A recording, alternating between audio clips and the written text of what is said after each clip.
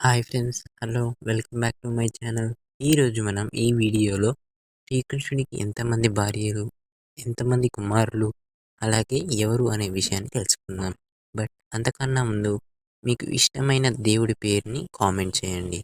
Let's get in to the video. ఆ నారాయణుడి 8వ అవతారమే శ్రీకృష్ణ అవతారం. శ్రీకృష్ణుడి జననం, ఆయన జీవితం అంతా ఓ అద్భుతం. శ్రీకృష్ణుడి జీవితం మనకు ఎంతో స్ఫూర్తిదాయకం. భగవద్గీత ద్వారా కాలాతీతమైన జ్ఞానాన్ని అందించిన గొప్ప వ్యక్తి. హిందూ పురాణాల ప్రకారం శ్రీకృష్ణుడికి 16,108 మంది భార్యలు, అందులో 8 మంది పట్టపురాణులు. శ్రీకృష్ణుడి అష్ట భార్యల్లో మొదటి భార్య పేరు రుక్మిణి. రుక్మిణీదేవి మహారాజు భీష్మకుల వారి పుత్రిక, విదర్భ రాజకుమారి. ఈమెని విదర్భి అని కూడా అంటారు. కృష్ణుడే తన భర్తగా రావాలని చిన్ననాటి నుంచే రుక్మిణి కోరుకుంది. తన శ్వాస నిశ్వాసలోనూ నిరంతరం కృష్ణ ధ్యానంలో గడిపింది. అయితే ఈ విషయం ఆమె సోదరుడు రుక్మికి ఇష్టం లేదు. రుక్మిణిని తన స్నేహితుడైన శిశుపాలునికి ఇచ్చి వివాహం చేయాలని తన సోదరుడు రుక్మి భావించాడు. ఇంతకీ శిశుపాలుడు అంటే ఎవరు అనుకుంటారా? శిశుపాలుడు చేదిరాజ్య చక్రవర్తి, కృష్ణుని మేనత్త కొడుకు. అయితే శిశుపాలుడి మరణం కృష్ణుడి చేతిలో ఉందని తెలుసుకున్న తన తల్లి శృతీదేవి ధ్యానం చేసి విష్ణుమూర్తిని ప్రసన్నం చేసుకొని తన పుత్రుడు 100 తప్పులు చేసేంత వరకు శ్రీకృష్ణుడు తనని వధించకూడదని వరం అడిగింది. దీనికి మహావిష్ణువు తదాస్తు అన్నాడు. గోవిందుడే తన భర్తగా కోరుకున్న రుక్మిణీదేవి ఆ స్థానంలో ఎవరిని ఊహించడానికి సాహసం చేయలేదు. తన అన్న రుక్మి బలవంతంగా శిశుపాలునితో వివాహం జరిపించాలని భావిస్తున్నాడని, కాబట్టి దీన్ని అడ్డుకోవాలంటూ శ్రీకృష్ణుడికి రుక్మిణి సందేశం పంపింది. అలాగే తను ఆలయంలో ఎదురు చూస్తూ ఉంటానని తెలియజేసింది. సందేశం అందుకున్న వాసుదేవుడు తనను రక్షిస్తానని అభయమిచ్చాడు. కృష్ణుడు తన సోదరుడైన బలరాముడితో కలిసి విదర్భ చేరుకొని అక్కడి నుంచి ద్వారకకు తీసుకొచ్చి వివాహం చేసుకున్నాడు. ఇంకా శ్రీకృష్ణునికి రుక్మిణీదేవికి 10 మంది సంతానం. వారే ప్రద్యుమ్నుడు, చారుదేష్ణ, సుదేష్ణ, చారుదేహ, సుచారు, చారుగుప్త, భద్రచారు, చారుచంద్ర, విచారు, చారు. అష్టభార్యల్లో 3వ భార్య సత్యభామ. సత్యభామ మహారాజు సత్రజిత్తుల వారి పుత్రిక.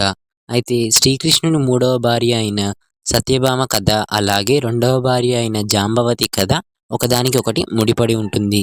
సత్రజిత్ సూర్య భగవానుడికి పరమ భక్తుడు. ప్రతిరోజు అచంచలమైన భక్తితో సూర్యుడిని పూజించేవాడు. ఒకరోజు ఆయన సముద్ర తీరంలో తిరుగుతూ ఉండగా సూర్యదేవుడు ప్రత్యక్షమై నీ భక్తికి మెచ్చాను అని చెప్పి శమంతకం అనే మణి బహుకరించాడు.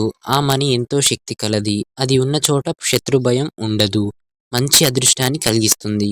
రోజుకు 8 బారవుల బంగారాన్ని ఇచ్చి సంపదను పెంచుతుంది. సూర్యుని వల్లే వెలిగిపోతున్న ఆయనను చూసి దైవ స్వరూపంగా భావించారు. ఈ విషయం తెలుసుకున్న శ్రీకృష్ణుడు సత్రజిత్తో ఆ మణి మీరు ద్వారకలో ధ్యానం చేస్తున్నప్పుడు లభించింది కాబట్టి ఆ మణిని ఉగ్రసేన మహారాజుకి ఇమ్మని, అనగా మా తాతగారికి ఇమ్మని, దానివల్ల రాజ్యానికి లాభం చేకూరుతుందని సూచించాడు. సత్రజిత్ నిరాకరించడంతో కృష్ణుడు వెనుదిరిగి తన నివాసానికి తిరిగి వెళ్ళిపోతాడు. ఒకరోజు ఆ మణి పూజ గదిలో కనబడకపోయేసరికి శ్రీకృష్ణుడు దానిని దొంగలించాడని భ్రమపడి ఊరంతా చాటింపు వేయించాడు.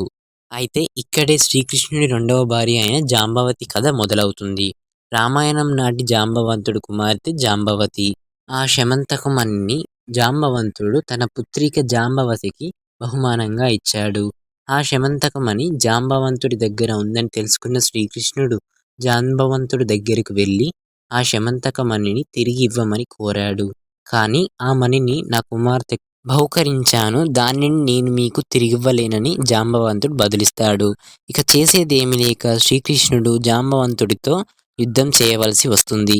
జాంబవంతుడు సాక్షాత్తు ఆ పరమశివుడి భక్తుడు కావున వీరి ఇద్దరి మధ్య యుద్ధం 28 రోజుల పాటు యుద్ధం జరిగిన తరువాత ఆ యుద్ధంలో శ్రీకృష్ణుడు విజయం సాధించాడు. శ్రీకృష్ణుడి సామర్థ్యానికి మెచ్చి ఆ మణిని కృష్ణుడికి అప్పగించి తన కుమార్తెను వివాహం ఆడమని కోరుతాడు. అతని కోరికను మన్నించి శ్రీకృష్ణుడు జాంబవతిని వివాహం చేసుకొని మణిని తీసుకొని తిరిగి ద్వారకకు పయనమవుతాడు. ఇంకా శ్రీకృష్ణుడికి జాంబవతికి 10 మంది సంతానం. వారే సాంబ, సుమిత్ర, పుత్రజిత్, సహటజిత్, సహస్రజిత్, విజయ, చిత్రకేతు, వసుమన్, ద్రావిద, క్రేతు. ఆ మణిని తిరిగి తీసుకొని వచ్చి సత్రజిత్‌కి ఇచ్చి తనపై పడ్డ నిందను పోగొట్టుకున్నాడు. సత్రజిత్ పశ్చాత్తాపంతో వాసుదేవుని క్షమింపమని వేడుకొని తన కుమార్తె సత్యభామను ఇచ్చి వివాహం జరిపించాడు. వివాహ కట్నంగా శమంతకమణిని ఇస్తాడు. ఇంకా శ్రీకృష్ణుడు సత్యభామకు 10 మంది సంతానం.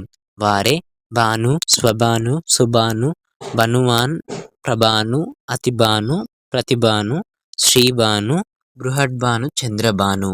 అష్టభార్యల్లో 4వ భార్య పేరే కాళింది. ఈమె సూర్యదేవుడి పుత్రిక. ఈమెనే యమునా నది. ఒకరోజు కృష్ణార్జునులు వేటకు వెళ్లారు. ఆ రోజు సూర్యాస్తమయం కాబోతుండటంతో యమునా నదిలో స్నానం చేయాలని నిర్ణయించుకున్నారు. కృష్ణుడి నది ఒడ్డున ఒక అందమైన స్త్రీ నడుస్తూ కనిపించింది. అర్జునుడితో ఈమె వెంట వెళ్ళి ఈమె గురించి తెలుసుకోమని కృష్ణుడు పంపుతాడు. అర్జునుడు ఈమె గురించి విచారించినప్పుడు ఈమె పేరు కాళింది అని, ఈమె శ్రీకృష్ణుని అమితంగా ప్రేమిస్తుందని మరియు వివాహం చేసుకోవాలనుకుంటుందని తెలుసుకొని ఈ సందేశాన్ని శ్రీకృష్ణుడికి అందజేస్తాడు. విష్ణువు అవతారం ఈమె భక్తికి ముగ్ధుడై ఈమెను చేసుకోవడానికి అంగీకరిస్తాడు. ఆ తరువాత కాళిందితో కలిసి ద్వారకకు చేరుకొని వారి పెద్దల సమక్షంలో వివాహం చేసుకుంటాడు. ఇంకా శ్రీకృష్ణుడు యమునాదేవికి అనగా కాళిందికి 10 మంది సంతానం. వారే శృత, కవి, వృష, వీర, సుబాహు, భద్ర, సంటి, దర్శ, పురాణంస, సోమక. మనం ఈ వీడియోలో శ్రీకృష్ణుని అష్టభార్యల్లో 4 భార్యల గురించి తెలుసుకున్నాం. అలాగే వారి సంతానం గురించి కూడా తెలుసుకున్నాం.